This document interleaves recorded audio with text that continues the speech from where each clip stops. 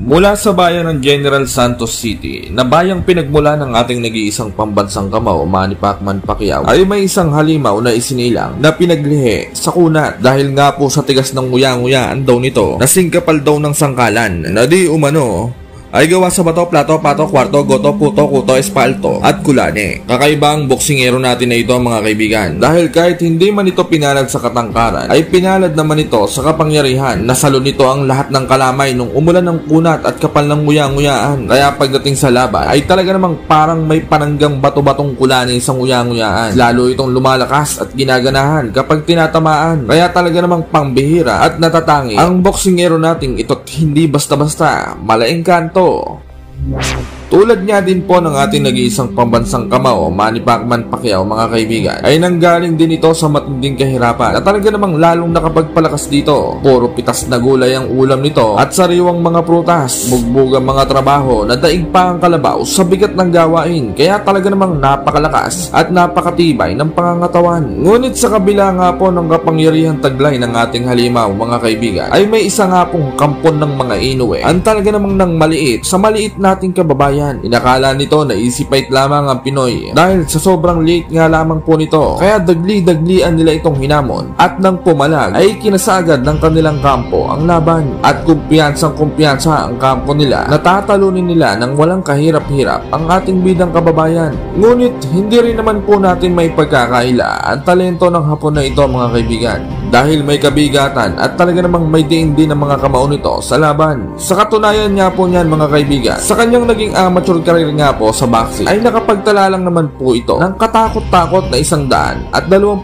panalo at 4 nga lamang po ang kanyang naging talo. Dagdag pa rito ay nagtala nga rin po ito ng 90% knockout ratio sa kanyang amateur career na talaga namang nakakakilabot. Samantala, bago ang laban, kung ano-anong kalapastanganan ang lumalabas ang nguya-nguya ng maangas na Hapon mga kaibigan. Cute size daw ang boxing gloves ng ating kababayan at mukhang pambata ang size ng sapatos. Mukhang hindi daw ito napatrukan at hindi pa nakakalasa ng kahit anong klaseng bitamina. Halatang kinulang din daw ito sa aruga at walang nagpalaki ng ayos. Nagkamali daw ito ng sports na sinalihan. Dapat daw sa kanya ay nag-chess o di kaya nagpatintero na lamang. Mukhang hindi daw ito sanay sa bugbog at garote di alimpungatan eh. Dapat daw sa Pinoy ay mag-alaga na lang ng mga manok, baboy at kalabaw sa probinsya. Hindi daw kasi ang tipo nito ang may ibubuga sa pakikipaglaban at pakikipagpatayan. Hindi daw tulad niya na kumpleto sa bakuna at bitamina. Kaya talaga namang bongbo at mala Captain Barbell ang pangangatawan niya. Kuno, sinabi rin nito na siya na daw ang susunod na Naoya Inoue ng Japanese Boxing Society. Gugulantangin niya daw ang mundo ng boxing. Papabulagtain niya daw ang Pinoy sa ibabaw ng lona hanggang mamilipe at magsabing sumusuko na ito sa laban. Binueltahan naman ito ng Pinoy at sinabing may bakuna siya sa ketong, bulutong, balatong, kurikong, ulupong, jampong, tumbong, pagong at kangkong na may bagoong. Ginagawang candy lang din daw niya ang vitamins dahil kahit magtulong-tulong pa daw ang ubong kabayo, sipon, COVID at trangkaso ay hindi daw ito uubra sa kanya dahil sa sobrang lakas daw ng kanyang resistensya at pangangatawan. Iyayabang pa daw niya ang mga bakuna at vitamins na iniinom niya eh. Kahit wala daw siya nun eh, makapangyarihan siya. At pagpapatunay nga lang daw po ito na siya ang tunay na mahinang nilalang at kailangan pa niya ng bitamina upang lumakas ang kanyang katawan. Kasabay ng pamamasada ng unggoy para sa kanyang pamilya, ika-13 ng Mayo taong 2023, tuluyan nang naigasa ang laban ng Vince Paras alias J. Vince kontra sa Hapon na si Ayumu Hanada alias Longnose at Vice Grip na tirador ng sinarsyadong Salagubang. May malinis na kartada ang Hapon na 13 panalo, 11 ay tinapos sa pamamagitan ng knockout at walang bahid ng anumang talo. Samantalang ang Pinoy naman ay may 15 panalo, 10 ay tinapos sa pamamagitan ng knockout at 1 talo lamang. Ginanap ang kanilang laban sa Okada Manila Hotel and Casino, Paranaque City. Undercard dito sa laban ng John Riel Cuadro Alas, Angas ng Pinas Casimero at Pilipos Ngitong Buha. Unang round, dinadaan sa haba ng Hapon ang laban. Ngunit mahahalatang hindi ito tumatalab sa malamarmol na panga ng Pinoy. Walang calcium.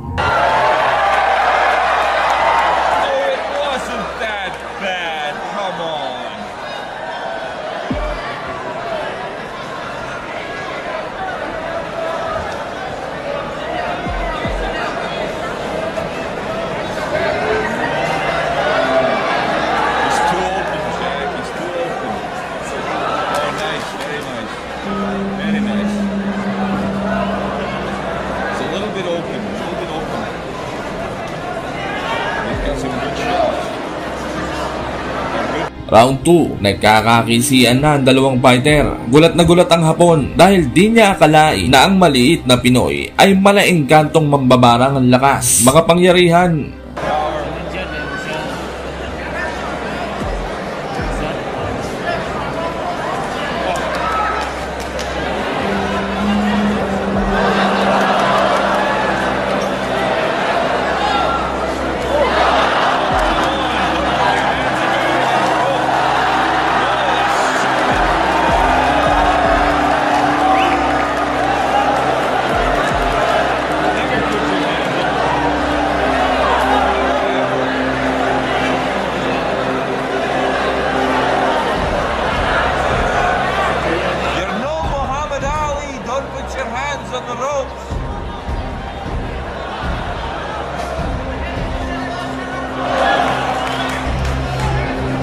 Round 3, binibira ng Pinoy ang Hapon at talaga namang nagkakasabayan. Ang tapang din ng Haponeo, malautangerong siya pang galit kapag sinisingil.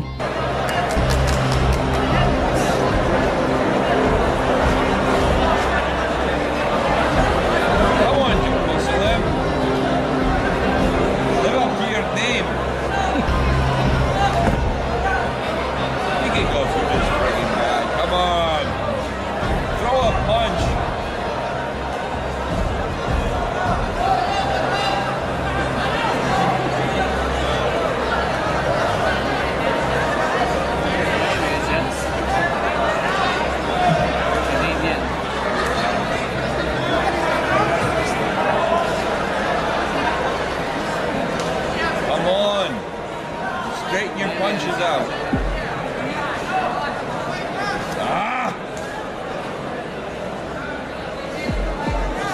The roundabout way is no good. Punch straight. It's gonna lose.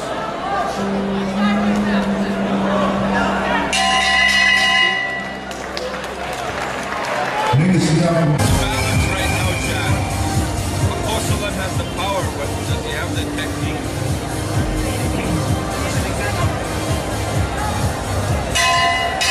He's a good-looking lad. He's a good-looking lad. Jack, get this guy some good management, please. Look at this. Look at this. Look at this.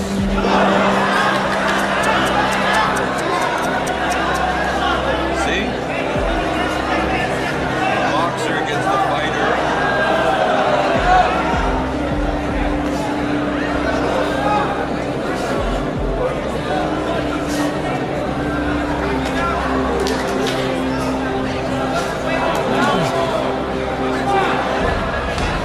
That's it, you got the power. Come on. Come on. Give him your power. Give me your power. Round 5, parang nagtitipid na ng gasolina ang Hapon. Hindi na ito masyadong kumikisi. Samantalang ang Pinoy ay mahiyamo kunehong nakarobos, bomba ng bomba.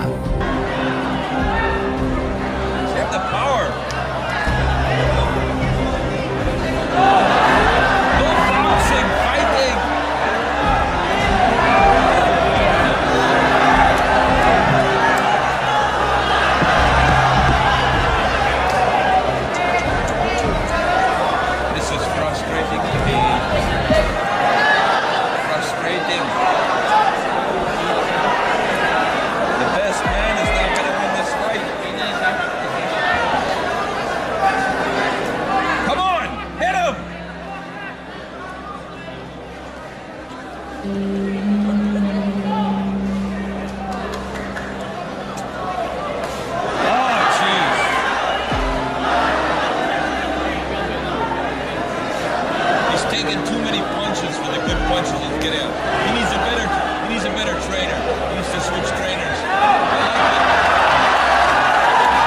He's strong and he's got a heart. He's got a heart. Come on. What, Mom? What'd you say, Mom?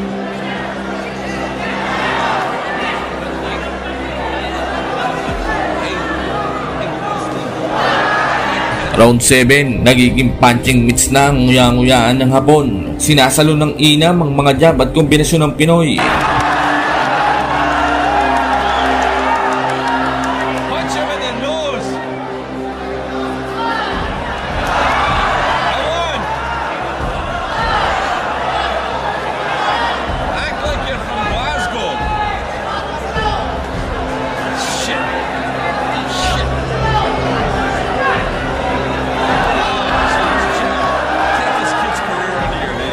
Final round, binubuhos na ng Hapon ang itinagong gasolina. Samantalang ang Pinoy, napakatibay pa rin, malarobot. Oh, bullshit. Come on, Uncle Salam, he's ready for you. You gotta land the punch, baby.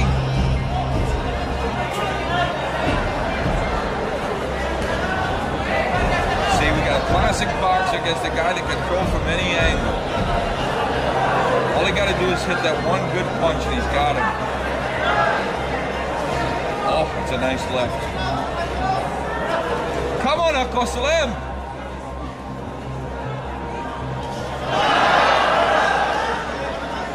He looks good. Oh, he looks much better than before. Samantala, itinanghal na panalo ang ating kababayan at napayakap ito sa kababayan ng Hapon na Chicks na animoy gusto rin itong kalabanin ng banayad at dahan-dahan. Kung ating pagmamasdang maigi ay tila ba isang piniritong liempong nuknukan ng lutong na masarap ulamin ng Hapones na ito mga kaibigan. Maamo ang muka, ang katawan ay kumbaga sa kanin mahilab, palong-palo at mukhang hindi makabasag arinola ang datingan. Pero alam nyo ba mga kaibigan na ang magandang dilag na ito ay isa palang professional boxer. Kaya huwag kayong paloko-loko kung sakaling makakasalubong nyo ito. Ang pangalan niya po niya ay Nanako Suzuki na di umano ay tirador ng Chupa Chups na ang flavor ay rambutan. Nakilala siya sa alias na The Lady Samurai dahil sa lakas daw ng suntok nito na kapag tinamaan ka ay para ka na rin daw hinampas ng samurai na 10 taong walang hasa ng padodo sa ulo. May edad pa nga lamang po ito na 23 taong gulang sa kasalukuyan at tubong Takonami Aichi Japan. Mahusay ang Chicks na boxer na ito mga kaibigan. Sa katunayan niya po niyan ay kahit mayroon pa lamang itong 7 laban sa kanyang buong professional boxing career ay isa na agad itong ganap na champion. Kaya naman, pag ganito ang mapapangasawa mo ay siguradong magiging tigasin ka. Tigasaeng, ilang gatang. Sa kasalukuyan, siya ang may hawak ng Japan Boxing Commission minimum weight title. Kung sa bagay, hindi na ito nakakapagtaka sapagkat siya lang naman po ang naging isang prinsesa ng mga Inoue. Bali, isang boxing gym lang ang kanilang pinag-iensayuhan. Kaya naman paniguradong panglalaki at halimaw din ang training routine nito. Kaya rin pala ganadong-ganado din ang mga Hapon ngayon at lumalakas. Maganda marketing strategy nila. Dumadami mga champion May kasabay ba naman na diwata sa gym? Parang mga nakarobos sigurado yung mga yan habang nagtitraining. Pero alam nyo ba na bago pa man ito maging isang ganap na champion ay may isa ng Pinay noon ang pumugbog, nagpapangit at nagpabagsak dito sa pinakaiingat-ingatang prinsesa ng mga Inoue. Ito ay walang iba kundi ang Pinay boxer na si Renz Daquel na tubong Manabo Abra mga kaibigan. Sa mga hindi po nakakakilala dito kay Daquel ay isa po siyang professional kickboxer sa kasalukuyan. Naging Asian Kickboxing Champion siya noong taong 2022 nang masungkit nito ang gintong medalya sa Bangkok, Thailand. Pero bago pa man ito maging champion sa larangan ng kickboxing ay una na nitong pinasok ang professional boxing at nagkaroon muna siya ng 2 laban bago mapatapat sa prinsesa ng mga halimaw. Bago ang kanilang laban, ay akalain yung sa likod ng pagiging magandang chicks nitong prinsesa ng mga Inoue ay may kahambugan din palang itinatago ito sa kanyang singit, balon-balunan at large intestine. Nilahit nito ang ating bidang kababayan. Mukha daw itong mahina at tuyot dahil ang lotion daw nito ay saluyot. Palibasa daw, dahon lang daw ang napkin at panty liner sa Pilipinas. At kulang daw tayo sa mga equipment sa pag-iensayo. Puro daw lata ng bonakid, corn beef at sardinas na pinatigasan ng semento ang pangbuhat natin. Kaya malayong malayo daw ang lakas niya sa ating bidang manananggal. Kababayan, puro dahon, talbos at sanga lang din daw ang kaya nating ulamin. Kaya kulang na kulang daw tayo sa mga sustansya. Dagdag pa nito ay wawasakin daw nito ang nguyang-nguyaan ng ating bidang kababayan. Pagagapangin daw nito sa sakit at bibigyan ng leksyon na parang piningot ng bad trip na nanay na 10 oras nang nagbabanlaw ng hindi pinagbomba ng anak sa puso. At pauuwiin daw niyang duguan ang ating bidang kababayan ng luhaan sa ating lupang sinilangan. Sinagot naman ito ng ating bidang manananggal at sinabing hindi daw dahon ng kanyang napkin at may pambili daw siya ng Pampers with wings at baka ihampas daw niya ang mamahaling napkin niya at ang fried chicken niyang ulam sa hapon. May pambili din daw siya ng masasarap na pagkain at gintong panty liner at kahit puro dahon at kamoting kahoy lang din daw ang kinakain ng mga Pinoy at Pinay ay talaga naman nakakapagpalakas ito ng katawan at kapangyarihan ng isang tunay na mandirigmang Pilipino. Taong 2019 dito na tuluyang kinasahan ng Pinay ang pambato ng Inoue Brothers na sina Nako Suzuki. Ang kanilang laban ay ginanap sa Hong Kong Convention and Exhibition Center sa China. Bago ang kanilang laban, mayroong kartada ang ating kababayan na isang panalo at isang talo lamang. Samantalang ang Haponesa naman ay 3 panalo, isa dito ay tinapos sa pamamagitan ng knockout at may isang talo lang din lamang. Bagamat isang dayo at dehado ang Pinay sa laban na ito, ay pinakita pa din ito ang tapang ng isang pagiging Pinay boxer. Sa unang round pa lang ay bugbog Ticolani at bagsak na agad ang Haponesa. Tinamaan nito ng solidong patama na mahiya mo hinampas ng may tetanong jungle bolo. 阿痛级的是102磅的，上来云斯大概就非常凶，铃木菜奈子双方这是女子比赛啊，非常凶啊！哎呀，漂亮！云斯大概的右手摆拳，非常狠。 非常铃木菜奈子呢，现在是日本立教大学的这个，他是学福祉的，福祉的就是老年人的这个老年人的恢复看护。那么全世界呢，哎呦，云斯大嘎的又是后手一个摆拳，右手的摆拳。铃木菜奈子呢是19岁啊，云斯达家呢是这个。Samantala, agad din namang tumayo ang Haponesa na parang walang nangyari. 胜一负啊，1 KO， 但是从力量上感觉这云斯达加是要更重一些啊，打得更凶。手就1500，只有1500多人啊，跟男子没法比，男子的世界活跃选手是21000多人，17个级别。女子这个铃木菜奈子呢，在这个香港啊，因为她来做过宣传，所以在香港还是。Round 2, walang humpay ang palitan ng dalawang halimaw. Ano ha? Ano? Sino yung sinasabi mong walang pambili ng napkin, ha? Baka ikaw yung napkin mo, binulkanize pa at tagpitagpindayame. 哇，你看双方其实这女子选手啊，防守都不好啊，但是打的是真凶。当然以他们的力量，肯定跟男子的这种打的透劲儿没法伴儿的身高，原来是做擂台女郎的，他就非常能打拳，最后生生把自己的鼻梁都打断了。哇，这是大家的这个前手啊！ 防守真是，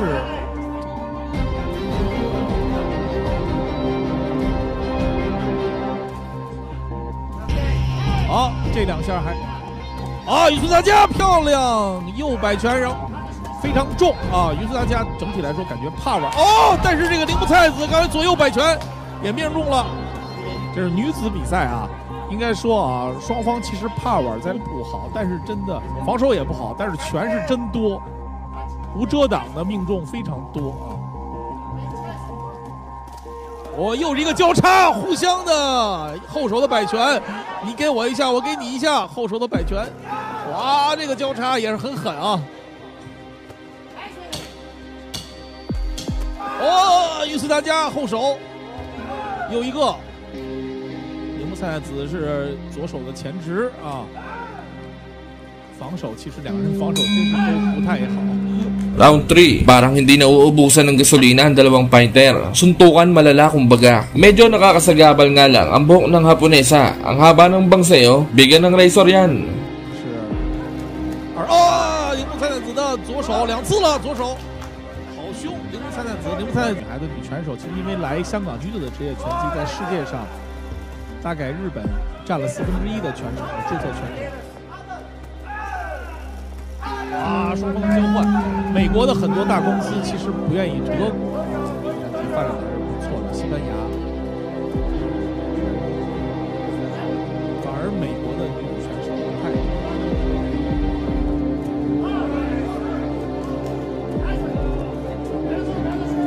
这一回合，铃木菜奈子还是打得不错的啊。达加啊，来自菲律宾的拳手是达亚利，绿裤衩啊。 黑色上衣的就是云斯达加，云斯达加只打过1次职业比赛，这就是日本拳手韧性，不断向前冲啊，挨了拳要往前冲。